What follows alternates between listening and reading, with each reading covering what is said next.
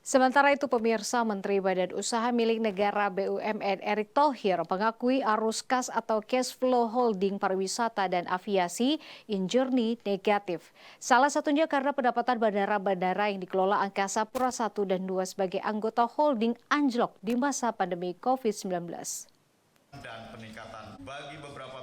Dalam rapat dengan Komisi 6, Menteri BUMN Erick Thohir mengatakan di masa COVID-19, hanya 2 bandara yang mulai bangkit, yakni Bandara Internasional I Gusti Ngurah Rai Bali dan Bandara Internasional Soekarno-Hatta.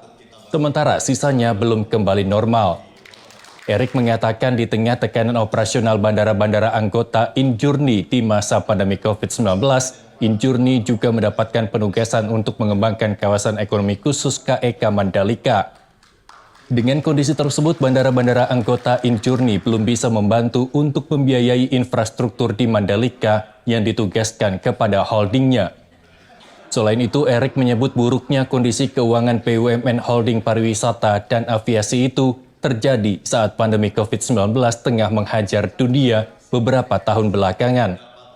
Saat itu pendapatan dari airport dalam posisi negatif. Seiring dengan alasan tersebut, Injourney melalui ITDC meminta penyertaan modal negara PMN sebesar 1,19 triliun. Dana ini akan dikucurkan untuk pembangunan di Mandalika termasuk membayar utang.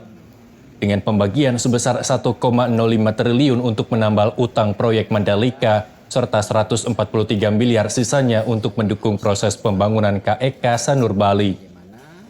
Kan konsolidasi Injourney sudah terjadi, di mana Injourney itu merupakan holding pariwisata yang menangani hotel, taman wisata candi, lalu juga pembangunan Mandalika, mengelola juga Nusa Dua dan Sarina. Nah, kalau kita lihat memang kan dengan holdingisasi ini sebenarnya pendanaannya jauh lebih baik. Nah, tetapi tentu karena COVID kemarin, keuangan daripada airport mengalami penurunan. Nah, tentu kan nggak mungkin juga pas COVID airportnya tutup. Ya tetap harus dijalankan secara maksimal.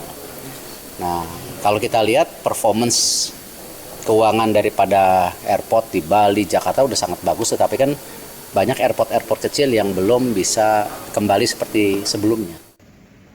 Lebih lanjut, Erick mengatakan bantuan dana PMN sebesar 1,19 triliun untuk diupayakan menjadi salah satu faktor penyehatan kondisi keuangan perusahaan, sambil di sisi lain menunggu pemulihan dari bandara-bandara di Indonesia. Dari Jakarta, Tio Malau, Nusantara TV melaporkan.